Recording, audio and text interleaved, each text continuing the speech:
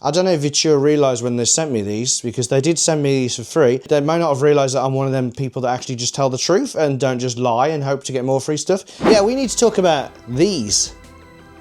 XR glasses, AR glasses, whatever you want to call them. Are they actually any good? In this video, we'll talk about some of the highest rated AR glasses you can get from Viture, if these are any good, and if AR glasses in general are actually worth it at all. This from someone who absolutely loves virtual reality. So what are these then? These are the Viture Pro XR glasses. They're about £400 off Amazon, and they often have sales bringing them down to a bit less. They've basically got two tiny little full HD screens in there, which are 120 Hz and perceived brightness of 1000 nits. That's very bright. And the curved glass basically projects those little screens as a heads-up display that only you can see. So although the screens are about that big, what you see is much bigger. They work with iOS, Android, Switch, Steam Deck, Mac, Windows, PlayStation, basically anything that has a video out that comes through USB-C, this can be used with. And it's basically like a little mini monitor that only you can see, because it projects it in the air in front of you, which unfortunately is really hard to show on video. You can get a camera and kind of shove it down there and you can kind of see bits as I'm showing you on screen right now. Now, some of you might be thinking, hang on a sec though, if I put these glasses on and I can see all the world and I can see a screen, surely that's not very immersive. I just kind of want everything blacked out. Actually, it's not really meant to work like that. The way it's meant to work is that you are meant to see everything around you, so you can still walk around and stuff. It just so happens you can also see a big screen too. However, if you don't want to do that, now some XR glasses, they have a little blackout thing to plonk on top. Not these. These have got electrochromic film. So you press this little button here and woof, it just goes black. It's really clever. It's like those windows in futuristic cop shows where you can just press the button and they all go blank so no one can see in and out. It's exactly the same. It's that technology. Turns out it's real. Before we talk about whether AR glasses in general are any good, let's talk about these actual Viture glasses. Are these any good? Well, people seem to like them. They've got 4-star reviews, many 5-star reviews, an average of about 4 stars. One of the highest that you can get for AR glasses on Amazon. I think they're really cool. They're not perfect. I don't know if Viture realised when they sent me these, because they did send me these for free. They may not have realised that I'm one of them people that actually just tell the truth and don't just lie and hope to get more free stuff. They do have some problems. They don't quite match up to the claims from the company in terms of how big the screen is, which we'll find out shortly. Let's talk about first though how they came, because they came in the nicest box you've ever seen, this. And when it opens up, it doesn't open like any other box. It's like a futuristic jewelry box of goodness, the way it opens up. You can see this little thing saying open up this way, and then it's whoa, look at that. That's nice, isn't it? Oh wow, it actually, wow.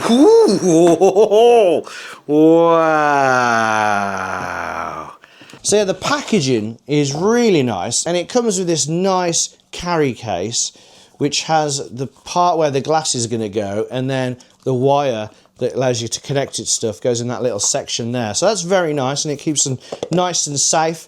Safer than I could keep them, unfortunately, because I did drop these on the floor. The screen is decently big. It's not quite as big as you might expect. Sound bleed is really good. They're probably not quite as loud as people would want them if you were on a train or something, but if you were in the house using them, the volume is absolutely fine. And it's amazing how little other people around you can hear. How loud is it, Will? It's pretty loud. Really? Yeah. Taking this microphone. Sound bleed.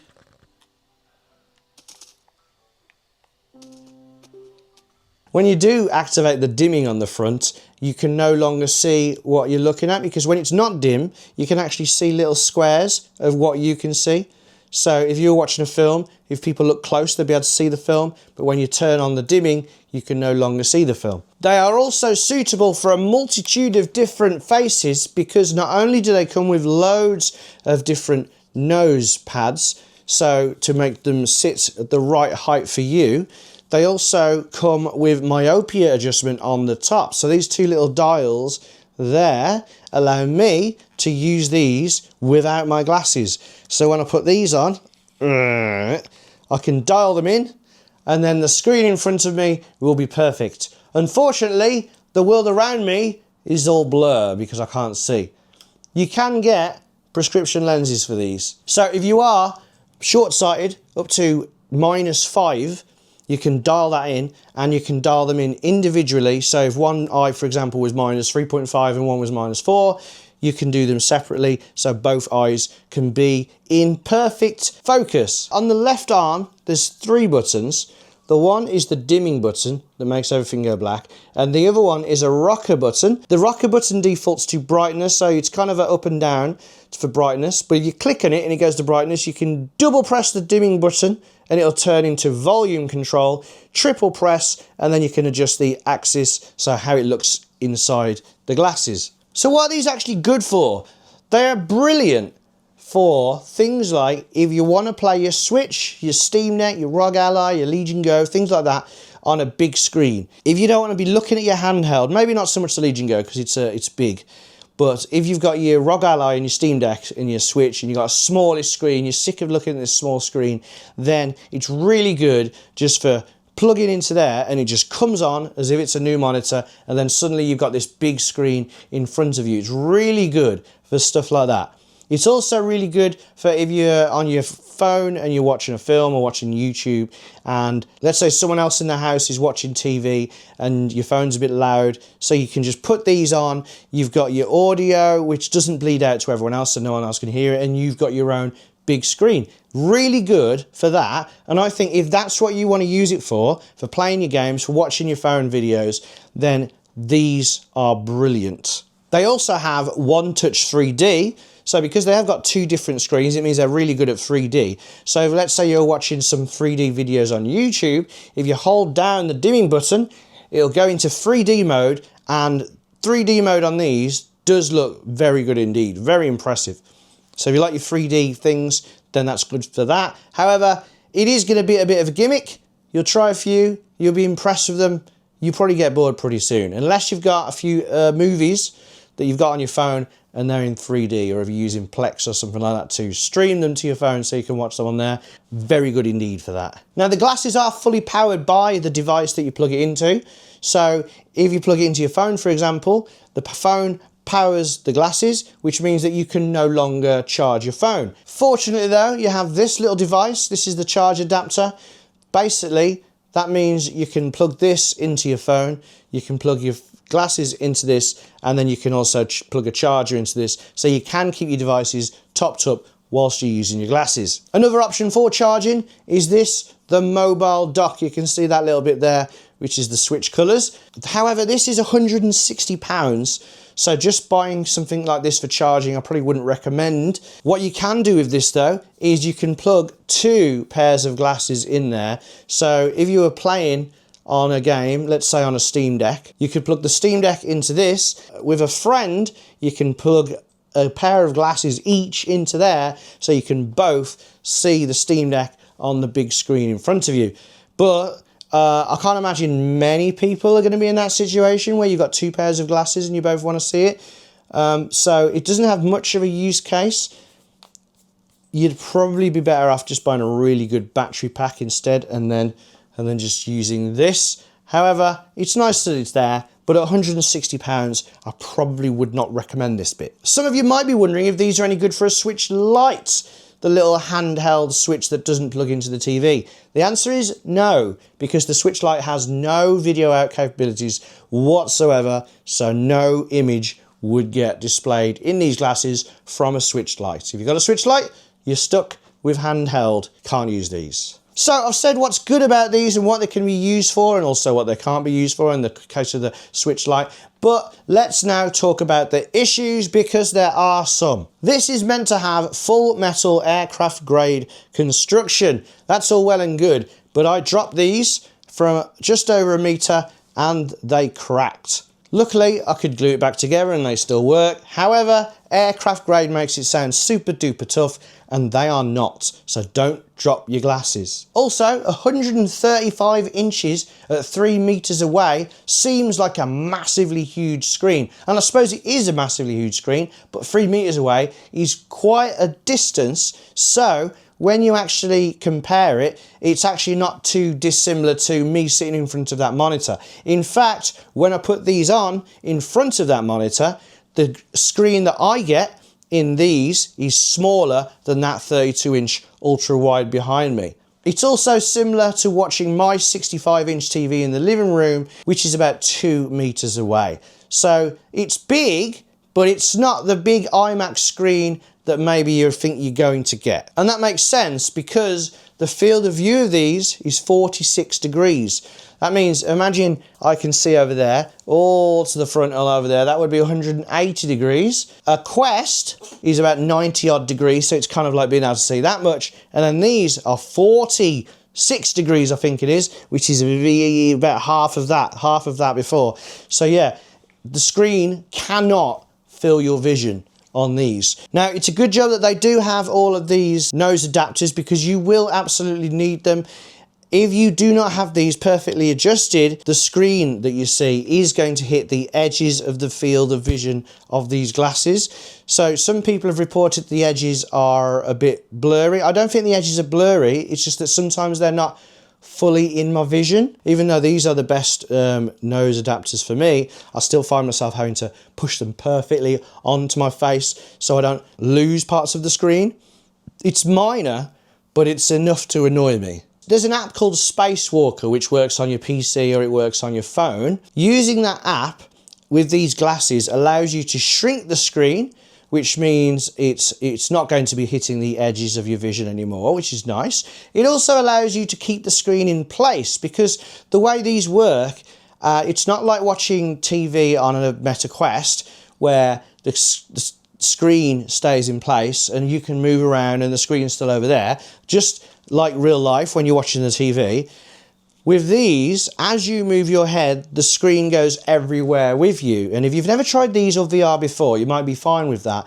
But it is a bit weird because you don't really, when you watch TV at home, if you moved your head to the left and the whole TV moved with you, you'd find that very weird. And that's what happens in these, which some people are absolutely fine with. If you're watching TV at night, you need to keep perfectly still because a moving screen can actually give people a bit of motion sickness. So that is something to be aware of. But it would be more natural if the screen stayed in one place. Now that Spacewalker app does allow you to do that, but it is a bit buggy and it drifts. So you might have the screen staying where it is, but as you move your head straight, it starts drifting off to the left, and then you've got to press a button to reset it, and you've got to keep doing it over and over again.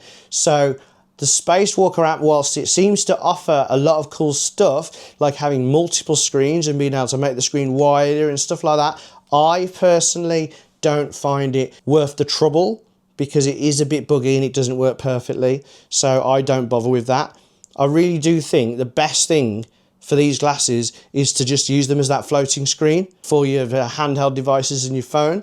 And if you don't think you're going to use it for that and you want to do it all productivity and get on your laptop and be in a cafe with these on, I probably wouldn't bother. Also, it's no good for plugging into your phone and just using your phone, because when you use your phone, you can see the screen and you can see where your thumb is on the screen, but when you're using it in there, you can see the screen, but you can't see your thumb, so you don't know where you're pressing it. So for normal everyday phone use, they're not really good for that. It's more for putting something on and then just leaning back and forgetting about it and just watching it. So would I recommend these? Well, for gaming, handheld stuff, and the phone videos, definitely, yes. It's cool. It's really cool having a video screen right in front of you that no one else can see. But for productivity, no. It seems like a brilliant idea. It seems like you're going to be looking at all these screens, but there's such a narrow field of view that it's just not very comfortable. Also, the resolution in there being 1080 is great for watching TV and playing games, but it's not good for reading text. It's readable, but it's nowhere near as good as what you'd be used to if you just use your laptop. So yeah, I would not recommend these for productivity. Also, screens on Steam Decks, ROG Allies, things like that, they're actually pretty good these days, especially if you've got a Legion Go with a bigger screen. You might find that you use it a couple of times and you like it, but then afterwards, once the novelty of this has worn off, you might find yourself thinking, oh, I can't be bothered to go and get this out and plug this in. I'm just going to pick up the Steam Deck and play. It's right there, it looks fine. But what I really like about these things is the privacy aspect. Sometimes you can't just grab your phone and watch a video because other people are watching something and they want you to shut up. Or you can't just grab your Steam Deck and play a game. Or you could put headphones in, I suppose. But they are good for having that screen that only you can see and the audio bleed. Just, there isn't any. Only you can hear what's going on, which is really nice. And again, that would be a really good feature on public transport because no one can see what you're up to.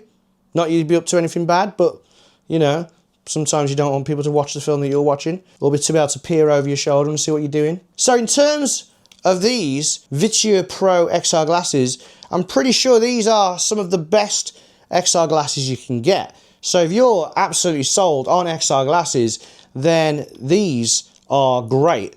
And I definitely recommend these. However, AR glasses in general, what do I think? I still think they're a bit too bulky as they are right now. They're better than they have been, but I've still got this big black band there that is kind of annoying. You can tell they're not like my normal glasses. You can tell they're not just like your Ray-Bans or something like that. They are big, and people are going to be thinking, what's going on there with your wire out? And the screen still isn't as big as you'd probably want it to be. So what I'd like to see with AR glasses in the future is to be able to use them more as normal glasses, so not have a big bulky stuff going on. So I probably need them a bit wider, so there's a more of my vision taken up with the actual lenses. So we want that bigger screen, and then we want the technology which would probably require sensors, which would actually make them probably more bulkier again, so we can have the screen staying in place and have that done inside the glasses rather than needing some other program like Spacewalker, which is a bit buggy and doesn't work as well as it should. But like I say, as far as AR glasses go, these ones are some of the best. Am I going to keep using AR glasses in the future? Every now and then. Like I said, on my handheld devices, I think the screens are already quite good. If you want a bigger screen, generally you're going to plug it in, and if they're too loud, you can always use Bluetooth earphones. But if you can imagine yourself using these because you've got the loud room with other people on their devices and you want a screen that's a decent size, or if you're on the tube or on a bus or something like that, then they are very, very cool. If you're interested, then there's going to be a link down below in the description. If you use that, it's an affiliate link and it helps out the channel. If you enjoyed this video, then do give us a thumbs up. But if you didn't enjoy it, then just thumb us down. But let us know in the comments what was wrong with it. And until next time, play safe.